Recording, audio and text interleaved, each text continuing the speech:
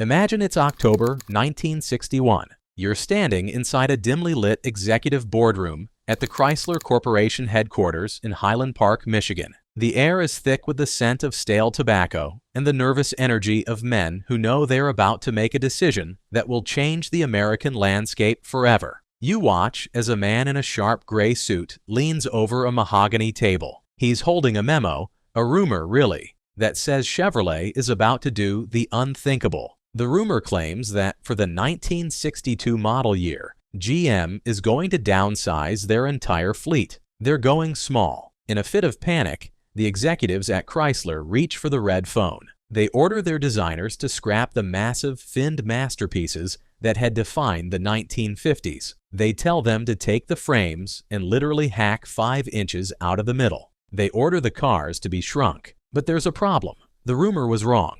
Chevrolet wasn't downsizing. They were building cars bigger and wider than ever. And as you watch the first 1962 Plymouths roll off the assembly line, stubby, awkward, and looking like they'd been shrunk in a hot dryer, you're witnessing the exact moment the all-American hero began its long, painful slide toward the grave. This is the story of Plymouth, the brand that won the Great Depression, conquered the muscle car era, and invented the modern family minivan, only to be sacrificed on the altar of corporate mismanagement. To understand why it hurts so much to see Plymouth gone, you have to remember why it was built in the first place. Imagine it's July 7th, 1928. Walter Chrysler is a man on a mission. He already has his high-end cars, but he wants to take on the big two. He wants a piece of Ford and Chevrolet. He names his new venture Plymouth, a name that evokes the toughness of the Pilgrims and the reliability of a rock. But Walter doesn't just build a cheap car. He builds the better cheap car. At a time when Henry Ford was still reeling from the transition from the Model T to the Model A, and Chevrolet was just beginning to find its footing with the Stovebolt 6, Chrysler launched a vehicle that felt like it belonged in a higher class. While Henry Ford was still selling the Model A with mechanical brakes that barely held on a rainy day, your 1929 Plymouth Model U came standard with 4-wheel hydraulic brakes.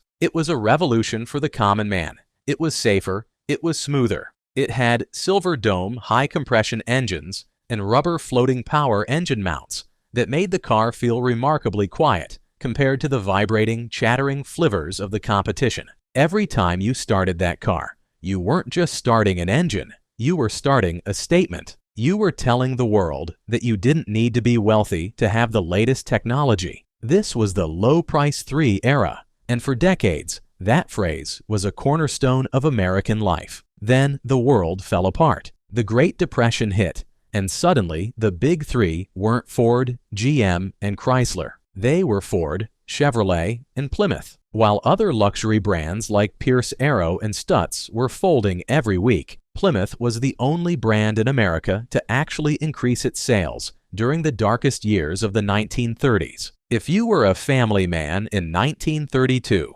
struggling to keep the lights on, but needing a way to get to work, the Plymouth was your lifeboat. It was the car that proved you didn't have to be rich to have dignity on the road. By 1931, it had already surged past Buick and Pontiac to grab that coveted number 3 spot in the sales charts. The 1932 model was a masterpiece of Depression-era engineering, offering a ride quality that rivaled cars costing 3 times as much. It was the floating power that did it, a system of rubber mounts that isolated the engine's vibration from the chassis. It was a simple idea, but it made every Plymouth feel like a Cadillac on a budget. Think back to the post-war years. Plymouth had spent the late 1940s and early 50s building stodgy cars. They were reliable, sure, but they were shaped like a box of crackers. Walter Chrysler's successor, K.T. Keller, famously insisted that a car should be tall enough for a man to wear a hat while driving.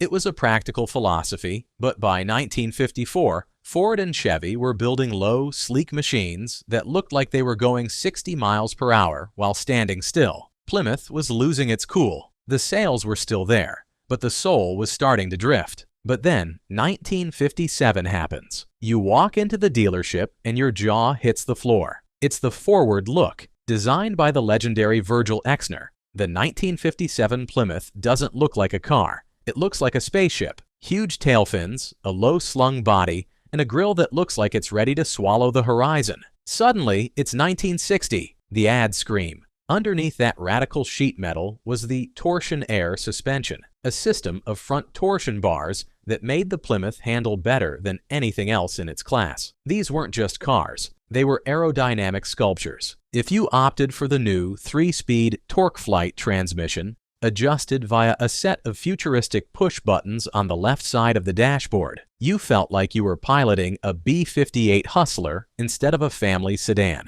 There was no gear lever to fumble with, just a crisp PND-21 layout that felt like the future had finally arrived. 1957 was the peak. Plymouth held 10% of the entire American car market. It was the envy of the neighborhood. But as you pull that 1957 Belvedere into your driveway, you don't realize that the seeds of the end have already been planted. Quality was sacrificed for style. In the rush to get the forward look to market, testing was skipped. The assembly lines were moving too fast. Within months, the beautiful steel started to rust, sometimes while still on the delivery trucks. There are stories of brand new Plymouths arriving at West Coast dealers with rust bubbling under the paint before a single customer had even sat in the seat. The windows leaked, the upholstery tore. The push-button transmissions, while cool, were prone to jamming if a child pressed 2 buttons at once. The forward look was the most beautiful car Plymouth ever built, and it was also the one that started to break the trust of the American driver. This brings us back to that 1961 boardroom.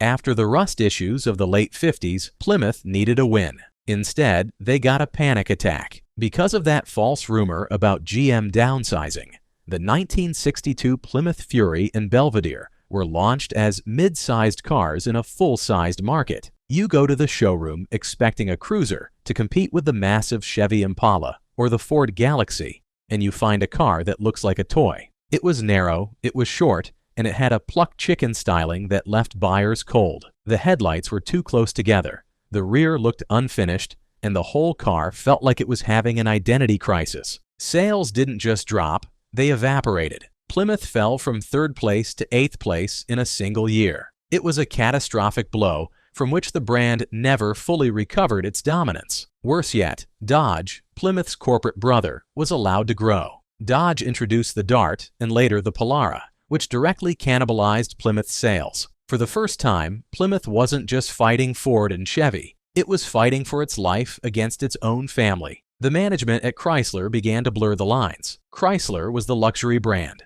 Dodge was the performance brand, and Plymouth? It was left in the middle, slowly losing its name, its identity, and its purpose. But Plymouth wasn't going to go out without a fight. The 1960s were about to give the brand one last glorious burst of energy. You're at a stoplight in 1968. To your left is a guy in a high-strung, expensive Pontiac GTO. He's looking at your car and laughing. Why?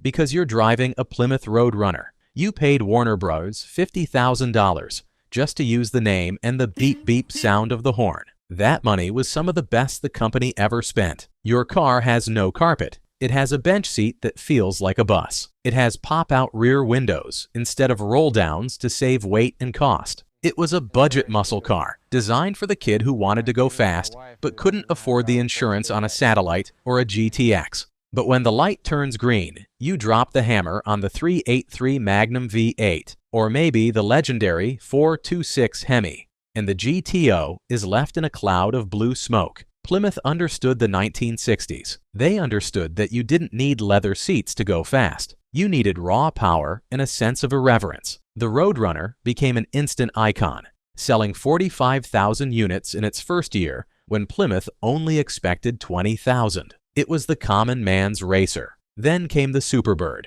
with its massive nose cone and a wing so tall you could walk under it. It was built for one reason: to win on the NASCAR tracks and lure Richard the King Petty back to the brand. And it worked. Petty's blue Plymouths became the stuff of legend. And we can't forget the Cuda. While the Dodge Challenger was the sophisticated longer wheelbase cousin, the 1970 Plymouth Barracuda was the raw, aggressive street fighter. With high-impact colors like Plum Crazy, Sassy Grass, and Vitamin C, these cars screamed for attention. If you had the 440 six-pack under the hood, you were the king of the local drive-in.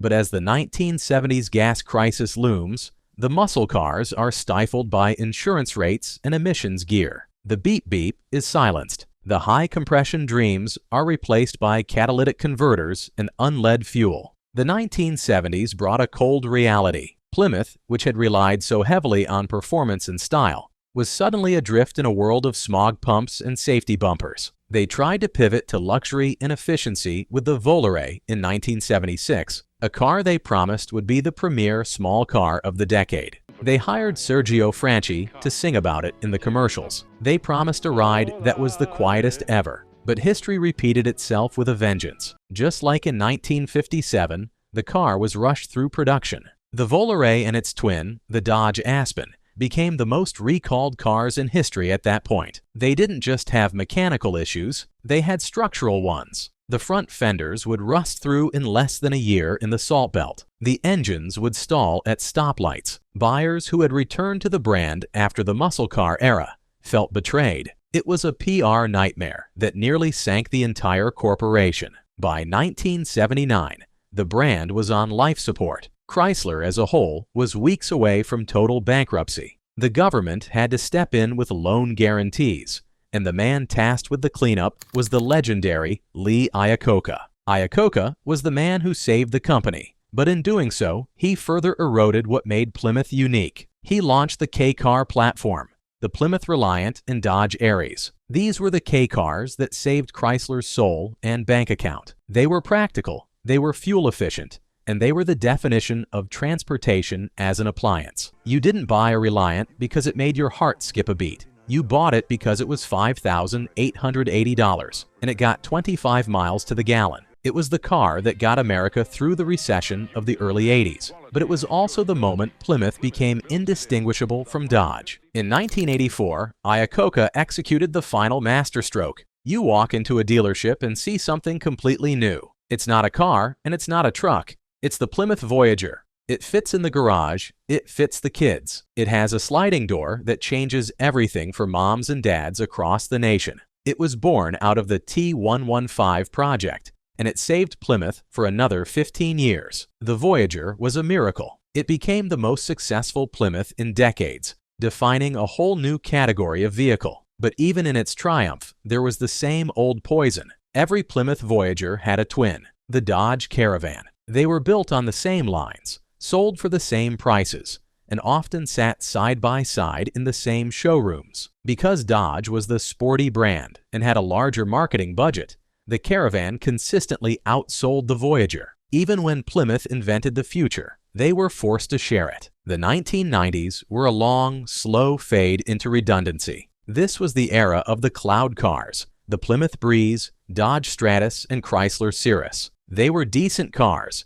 but again, they were triples. You go to buy a Plymouth Acclaim and you find it's identical to the Dodge Spirit. You look at the Plymouth Neon, but it's just a Dodge Neon with different hubcaps. The brand had become what marketing experts call a zombie brand. It had heritage, but it had no heartbeat. The only flicker of the old Plymouth Spirit was the Prowler, a wild purple open-wheeled hot rod that looked like a factory-built custom. It was the last gasp of creativity, but it was too expensive and too impractical to save the brand. Eventually, even the Prowler was rebranded as a Chrysler. When Daimler-Benz merged with Chrysler in 1998, the German executives looked at the spreadsheet with cold, clinical eyes. They saw a brand that didn't have a single unique product left. In the 1920s, it had hydraulic brakes. In the 1950s, it had the forward look. In the 1960s, it had the Roadrunner. In the 1990s, it had a logo. They saw a brand that was costing millions in marketing,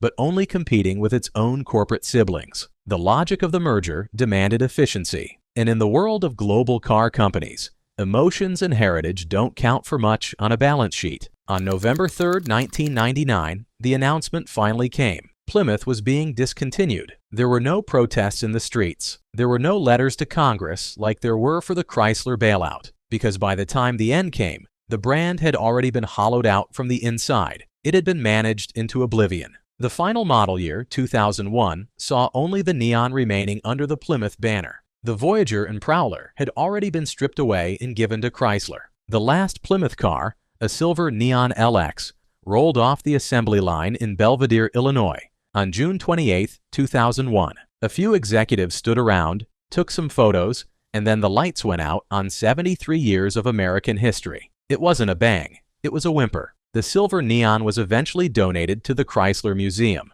a quiet end for a name that once moved the nation. So why do we still miss it? Why does the sight of a 1970 Barracuda or a 1957 Fury still make our hearts beat faster? Why do collectors pay hundreds of thousands of dollars for a Cuda with a Hemi when they could buy a modern supercar for the same price? Because Plymouth represented the American everyman. It was the car for the person who worked hard, played by the rules, and wanted a little bit of style and safety without breaking the bank. It was the brand that got us through the Great Depression when others were giving up. It was the brand that gave us the thrill of the Roadrunner when the world felt too serious. It was the brand that hauled our families to the Grand Canyon and the grocery store for generations. It was a brand built on the idea that low price didn't have to mean low quality or low soul. When Plymouth was at its best, it was the smartest car on the road. It was the innovator that brought hydraulic brakes and torsion bar suspension to the masses. It was the risk-taker that put a cartoon mascot on a 400-horsepower street racer. It was the pioneer that realized families needed a magic wagon to carry their lives. As you look at today's era of $80,000 SUVs and complex bloated luxury vehicles that all look like they were designed by the same computer program, you realize that the world could really use a little more of that Plymouth spirit. Simple, tough, innovative, and ready to go to work. We didn't just lose a brand in 2001. We lost a piece of the American dream that said everyone, no matter their paycheck, deserved to drive something they could be proud of. We lost the low price 3, and with it, we lost a bit of the competition that kept the giants honest. Rest in peace, Plymouth. You weren't just a car brand, you were the way we moved. You were the silver lining on a cloudy depression day, and the blue smoke on a Friday night. You were the V for victory on the grill and the beep beep that echoed through the suburbs. Today, when a 1971 Hemi Cuda convertible sells at auction for over $3.5 million, it's not just because it's a rare car. It's because it represents the absolute apex of an American era that we will never see again. We haven't quite felt the same on the road since you left, and somewhere in the great parking lot in the sky, you're still leading the way, 4-wheel hydraulic brakes and all.